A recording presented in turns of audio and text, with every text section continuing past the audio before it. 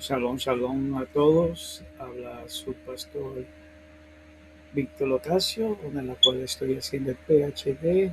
Para el honor es un placer de poder hablarle sobre la arquitectura de la luz. Cuando hablamos de esto, hablamos de Alfonso Ropero, uno de los doctores, en la cual él hablaba mucho de la fe y la razón. Por ahí una de las cosas que eh, me impactó, me chocó, que es la verdad es una sola, una y nada más que una. Cuando hablamos de esto también podemos compararlo con 2 Corintios capítulo 13 versículo 8, donde la verdad es una, donde podemos descubrir o podemos ver unos siguientes métodos múltiples para el cristiano para que se pueda manifestar en la verdad. Cuando vemos esto podemos ver la convicción de la palabra fe y razón. Cuando vemos la fe y la razón podemos ver un ingrediente de humano como según Schubert es la voluntad de fundamentar, o sea, es la voluntad de descubrimiento. Usted tiene que descubrir un fundamento expresivo o expreso en tu vida o en la vida de las personas para que tengan una inteligencia o poder enseñarle una inteligencia que, no des, que descubre el fundamento de la fe en tu propia vida.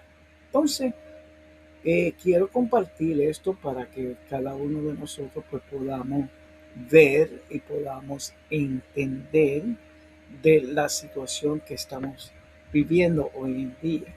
Aquí vamos a ver en este segundo eh, versículo, aquí, que vemos que la voluntad y la verdad, que la voluntad es la verdad del fundamento. Cuando vemos la verdad, podemos ver que la verdad es un ingrediente de una persona humana que cuanto según su vida es la voluntad fundamental, o sea, voluntad en descubrir o voluntad en tu vida, en ti mismo, es una inteligencia para descubrir un fundamento propio. ¿Okay? Ustedes tienen que ver su fe intelectual humana, buscarla constructiva o buscarlo llevar el contexto o la aproximación de la verdad para que ustedes tengan un aspecto fundamental. Por eso que utilizamos la filosofía y la teología. Y vemos cuatro aspectos que vemos aquí, que es la verdad única, la verdad humana, la inteligencia y la revelación. Cuando vemos esto, vemos que la inteligencia nos descubre el fundamento explícito de la existencia. O sea, aquí está trabajando la filosofía con la revelación también de su propia existencia fundamental de descubrimiento. Muchas de las personas no entienden, pero en el principio de su vida dijo así: el ser humano busca constructivamente el fundamento expreso de su vida y hay dos causas, ¿okay? Que es la que la distingue, que es la causa intelectual y la causa espiritual. Cuando vemos esto es en el mundo desencantado, vemos entonces la pasión de la verdad del judacristianismo, que descarece en el mundo, que rechaza la magia, el mito animal, deja el universo ordenado libre para explorar científica y filosofía. La filosofía no es enemiga de Dios, sino es un producto que libera de los ídolos. Y cuando vemos estos, podemos también ver en el otro duda, que es el sistema inmunológico de la fe. Cuando yo veo esto, yo comparo esto con los médicos, que hay que tener vitamina o hay que pelear esa infección para poder llegar a un criterio a una fe que dice así, como dijo Miguel de Unamuno, que dijo que la fe sin duda es fe muerta. La fe sin duda es fe muerta. Cuando vemos eso, vemos que dudar de la propia duda es único modo de empezar a creer en algo. Lo dijo Antonio Machado.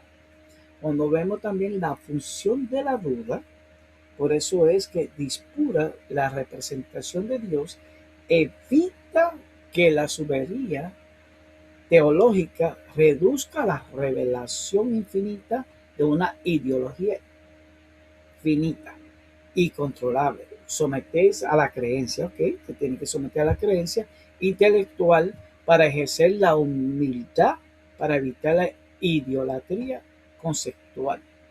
Cuando vemos esto, no hay una línea de división del mundo, sino acto crédulo en el mundo.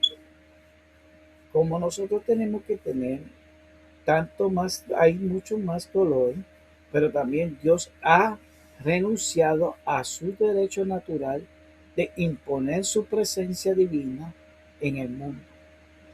Malice dijo así: llegar a utilizar una metáfora muy expresiva, en la radicalidad Dios ha crearse suicida ahí. El que interroga al mundo no descubre a Dios, sino su propia soledad. Las respuestas que describe son el eco de su propia voz. Toda la filosofía atea y de la muerte de Dios encuentra su fundamento y haya justificación en el mundo. Por eso vemos cuando dice que hay ídolos, mitos y falsa seguridad, son dudas filosóficas escépticas sanas. O sea que tenemos que entender que puede haber causas dudables, y cuando hay causas dudables no hace buscar la verdad. Entonces la teología no puede trabajar en sí sola. Por eso es que cuando vamos a hablar de un modelo de razón de salvación, no podemos hablar solamente de fe, no podemos hablar solamente de gracia. Hay que buscar una razón por la cual usted ha buscado una razón. Usted ha buscado por qué usted ha aceptado a Dios o por qué usted ha rechazado a Dios. O sea, que aquí donde dice la autonomía de caída de salto, por ejemplo, la cruz de la razón, el rectífico donde se estrella aparece cuando se conduce más hacia allá. Cuando tú hablas de esto, Trilech llamó esto el fondo del abismo. Cuando habló del fondo del abismo, aquí vemos que en 1 Corintios capítulo 15, versículos 54 y 55, hay una pregunta que dice aguijón, donde, oh sepultado tu aguijón, devorado en la muerte, en la victoria. Entonces vemos la fe, como si mira el dibujo, vemos la fe, vemos la razón, y la gracia no distribuye la naturaleza de la perfección. La estructura ministerial analiza y realiza, ¿ok? Analiza y realiza y clarifica la comunicación. Y la razón, estructura ministerial, que analiza, la realiza y aclara la eficacia de la comunicación. O sea que las dos trabajan en conjunto, porque el pecado humano es una hostilidad epistemológica. O sea, que nubla la razón con autoengaño. Cuando vemos esto, vemos cuando la fe interviene, no anula la mente racional, la cura en realidad. Da un lugar de razón de salvar, libre de justificación propia. Por ejemplo, aprende lo que es ídolos, la liberación, la exploración. Entonces, en realidad, tú estás entendiendo el concepto de la salvación. Pero aquí podemos ver también el verdadero enemigo. Cuando vemos el verdadero enemigo, podemos ver 4 aspectos en la cual Cristo jamás condenó la filosofía, porque muchas de las veces nosotros creemos que Cristo condenó la filosofía, pero en realidad no la condenó. Herodes era un gobernante con mucho poder, en la cual se burlaba de la violencia, pero tenía temor en perder el control del territorio político. Inclusivamente los sacerdotes, los fariseos, la tradición de ellos, rechazaba también legalista y aficias en el pánico sobre perder su monopolio religiosos.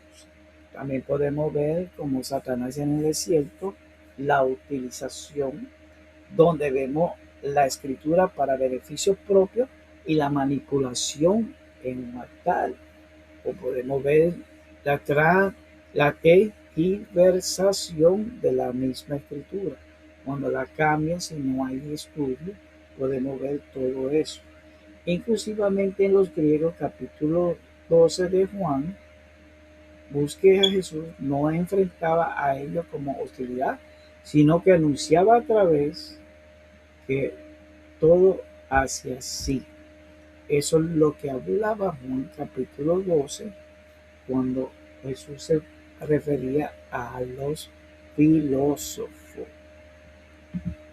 Pero aquí vemos también que Pablo habla de la contextualización, visita el falso culto. Esto es muy poderoso porque aquí vemos como Atenas, en el capítulo 17 de los Hechos, Pablo nos citaba al Antiguo Testamento, utilizaba el poeta griego y el anhelo de Dios no conocido, conversaba de Dionisio, miembro del tribunal filosófico, usó la filosofía como puente. Aquí era cuando también el apóstol y su cultura helénica. Pero también esto lo podemos ver y comparar con Colosenses, con los Colosas, en el versículo 2 de los Colosenses, capítulo, amén, capítulo 2, versículo 8, ¿sí? Que dice que contra la sexta advertencia que daba era que mira que nadie nos engañe por medio de filosofía. Aquí Pablo no le está atacando a la lógica o la indicación racional, sino la comunidad rechazó la tradición del hombre disfrazado de falso que gnosticismo, ¿ok? Quiero que entienda esa palabra muy clara. Gnosticismo, no era que él estaba de. Pero cuando vemos dos grandes filósofos, donde Tertuliano y Clemente de Alejandría, hablaban de cierta filosofía y tenemos que compararlo porque muchas veces, ¿qué tiene que ver Atenas con Jerusalén? El aislamiento. En la postura se consideraba que la filosofía de Tertuliano, madre de toda la herejía, y las consecuencias de Tertuliano era fomentar un cristiano defensivo que rechazara la curiosidad intelectual, o sea, intelectual estructural, la peligrosa premisa de creer sin preguntar. Ese era Tertuliano. Pero aquí vemos otro de los filósofos, como Clemente de Alejandría, sobre la integridad, la integración de la inteligencia. La filosofía fue dada a los griegos como su propio testamento. Pero aquí hay una metáfora, que la verdad de la fe es el viñedo de la filosofía. O sea, vemos la empalización y protege frente a las sofistas. Y las consecuencias recoge toda la flor buena y utiliza la cultura, la verdad, es invencible. Por eso que vemos esta bibliografía entre estos dos productos, que lo tengo de frente para darle una razón humana para un orden, caos que existía en el tiempo de antes y existía en el tiempo de ahora, para que vea que Tertuliano no quería que preguntara, sin embargo Clemente de Alejandría preguntaba, cuestionaba, cultural, qué pasaba, qué, cuál era las consecuencias, cuál era la metáfora, cuál era la postura. Todo eso él lo cuestionaba. Pero aquí vamos a ver una arquitectura de pensamiento cristiano. Cuando estamos enseñando el conocimiento de Dios, para poder hacer una hermenéutica tenemos que también ver una exégesis o una dogmática o una teología filosófica. ¿Por qué? Porque queremos aplicar la teología sin filosofía, entonces quedas sin entendimiento. Entonces tenemos que explicar la filosofía. ¿Por qué es que yo añadí la teología filosófica? Porque Santiago Ramírez quiere explicar que la teología sin filosofía es querer entender sin entendimiento. Entonces por eso yo puse la filosofía, porque el riesgo de la reducción, como advirtió Hegel, cuando el cristiano abandona la teología filosófica para centrarse solo en letra, reduce la fe a simple filosofía.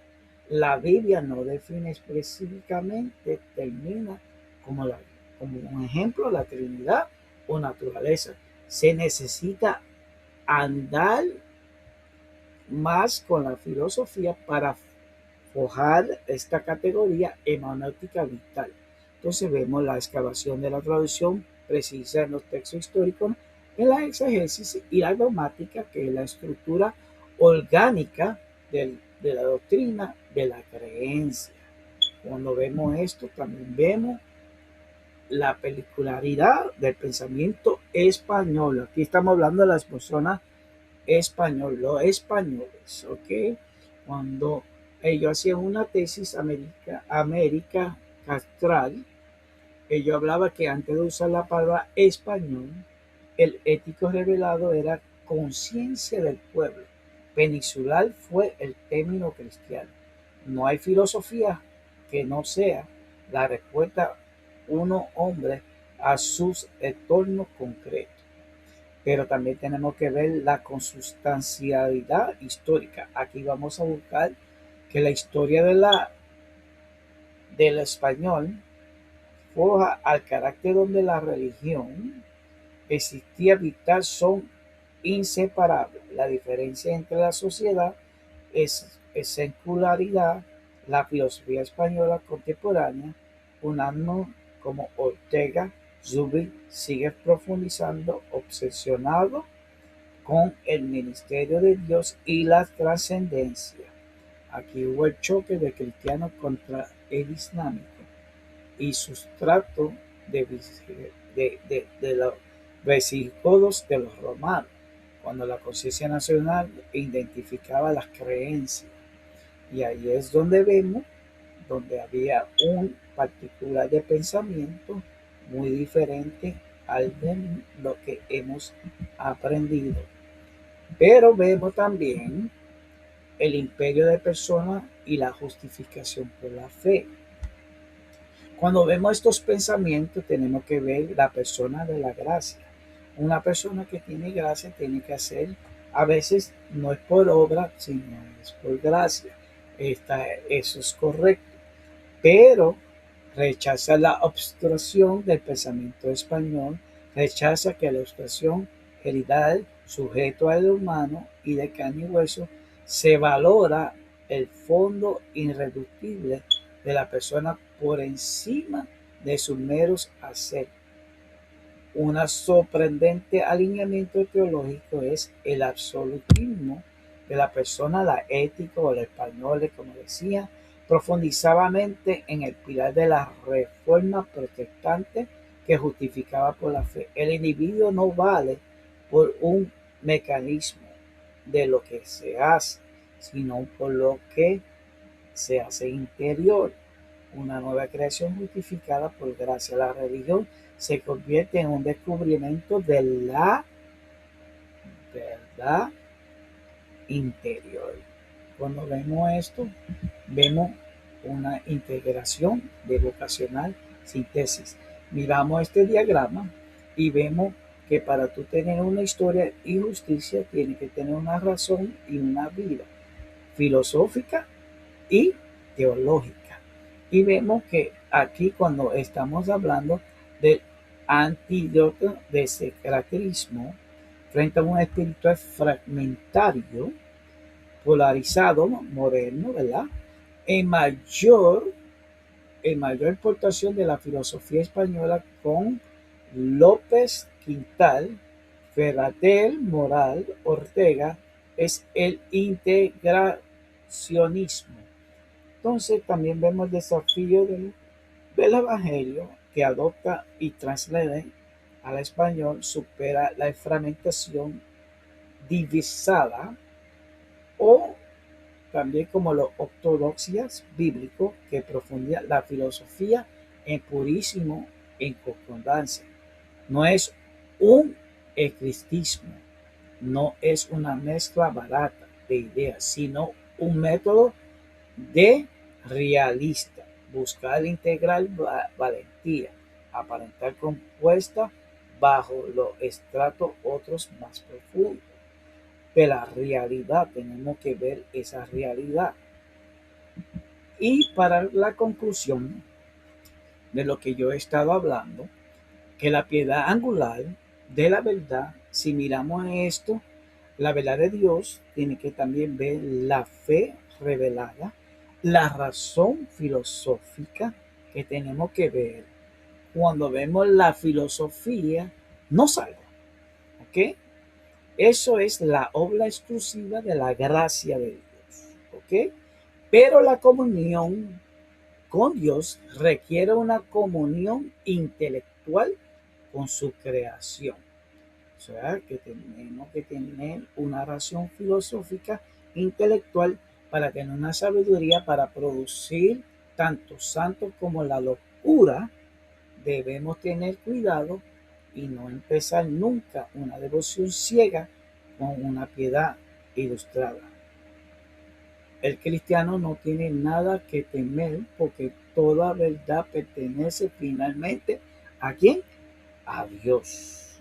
Entonces, si todos estudiamos y todos analizamos que una filosofía no va a dañar y si te va a ayudar para tener una fe revelada, entonces podríamos tener una verdad porque toda la verdad la tiene Dios en este contexto. Yo espero que esto le haya ayudado a ustedes en poder entender lo que yo quise decir, entender y ayudarle que la filosofía no es mala. Que el Señor continúe bendiciéndole.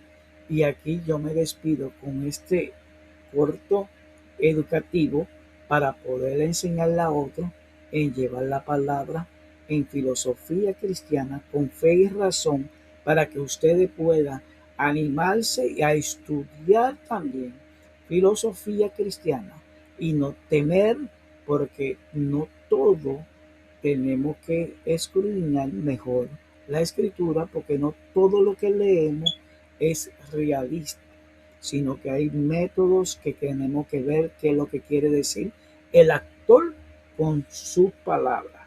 Aquí se despide el doctor Víctor Locasio, en la cual estamos aquí en los Estados Unidos.